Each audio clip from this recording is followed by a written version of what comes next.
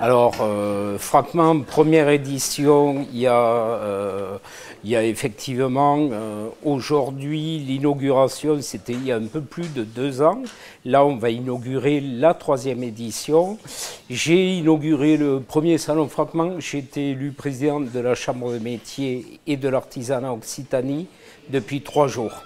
Voilà, c'était à l'époque à la Cité. On l'a transféré l'année dernière à l'Hôtel-Dieu parce qu'on a pensé que recentrer l'événement au cœur de Toulouse dans quelque part un bâtiment qui représente un tel patrimoine, on a pensé que ça allait très bien avec notre événement et nous restons fixés sur l'Hôtel-Dieu et l'inauguration là aura lieu le 30 novembre.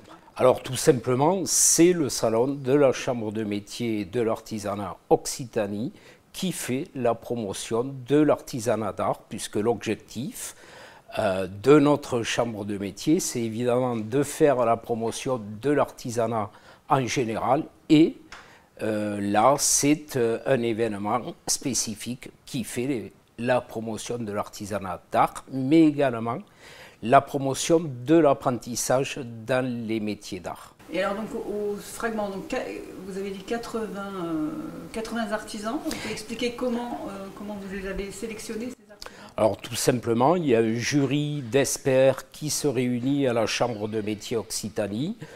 Ce jury composé d'experts retient 80 artisans puisque l'Hôtel-Dieu et son architecture ne permet pas de recevoir plus de 80 artisans d'art. Donc on est obligé de faire une sélection. Cette année, on a eu près de 300 demandes et quelque chose me fait dire, puisque ce salon est de plus en plus connu, reconnu et prestigieux, que dans les années à venir, il y aura encore plus de demandes. Je suis installée ici à Foix, rue du Rocher, et je tisse le crin de cheval. Donc je fais un travail de micro-vannerie et avec ces tissages, je réalise des bijoux et des étoffes. Donc les étoffes peuvent être adaptées autant à la tapisserie d'ameublement qu'au stylisme, costume, décoration d'intérieur, etc., etc.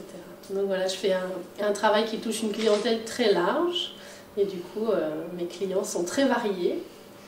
Et ça fait 10 ans que je fais ce travail et déjà 6 ou 7 ans que je suis installée à Foix. Je suis artisan vannière. J'aime créer des objets utiles. Ce qui m'intéresse, c'est de savoir que les personnes utilisent mes vanneries au quotidien. C'est ça qui me plaît. Mais pour que ce soit utile au quotidien, il faut que ce soit des vanneries qui soient solides. Et on a malheureusement un peu perdu l'habitude du bel ouvrage. Et toutes les vanneries qu'on peut retrouver dans des grandes enseignes sont de très très mauvaise qualité. Et si on n'est pas un public averti, on a tendance à imaginer que la vannerie n'est pas solide et que c'est quelque chose qui est jetable. Alors effectivement, autrefois, il n'y avait pas de plastique, il n'y avait pas de carton, et il y avait des vanneries jetables qui servaient d'emballage pour emballer les fruits, les légumes, etc., etc. Et il y avait la vannerie fine. J'ai voulu apporter un mélange des deux, c'est-à-dire que je fais des contenants, des choses très pratiques, très utiles, mais avec une qualité et une solidité qui permettent justement l'usage à long terme de toutes mes vanneries. Je suis ébéniste depuis 10 ans maintenant. Et à mon compte depuis 17 ans. J'ai fait une formation au lycée des métiers d'art de Revel. Et voilà, donc je crée du mobilier et des objets aussi, des objets qui sont... Peut-être prendre avec toi des créations. Qui sont des accessoires pour la table. Voilà, je fais de la marqueterie de paille. Alors, mon atelier est en Haute-Garonne et mon domicile est en Ariège, donc c'est un petit peu particulier.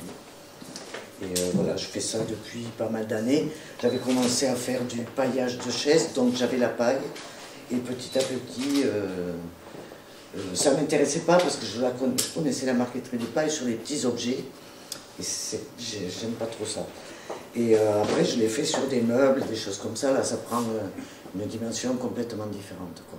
Là c'est un petit exemple pour avoir des couleurs, des choses comme ça. Mais sinon, je travaille surtout sur du meuble. C'est ce qui me plaît. Vous nous disiez tout à l'heure, ce que je vais reprendre, qu'il y a quand même un engouement pour les métiers d'art et que depuis le Covid, il y a de plus en plus de reconversions et de gens qui se... Alors c'est valable pour les métiers d'art, mais c'est également valable pour l'artisanat, puisque d'une année à l'autre, au niveau de l'Occitanie, on a 15 000 artisans de plus. Je crois que la période Covid a été une période très particulière où beaucoup ont voulu tout simplement vivre de leur passion et ont fait le choix de devenir professionnels tout simplement, et les métiers d'art bénéficient de cette dynamique comme l'ensemble du secteur de l'artisanat.